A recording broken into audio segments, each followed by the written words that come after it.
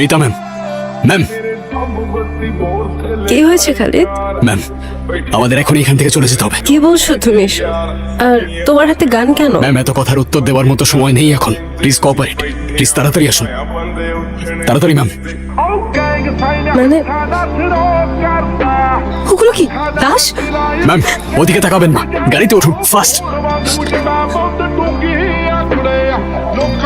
Gate in the car নাও।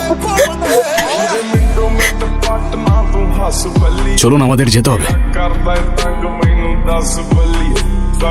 আমি তোমাকে সে কখন থেকে জিজ্ঞাসা করে যাচ্ছি ওই লোককে গুলি কেন করছো, আর ওই লাশগুলো কারা? ওরা অ্যাটাক করতে আসছিল আপনার উপর, মেরে ফেলতে আসছিল আপনাকে। আমাকে কেন মারতে চাইবে? আমি তো কারো ক্ষতি করিনি। কিলারের ব্যক্তিগত কোনো শত্রুতা থাকে না ম্যাম। আর আমি যতদূর বুঝতে পারছি আপনার ভাই ওদেরকে পাঠিয়েছিল। ভাইয়া?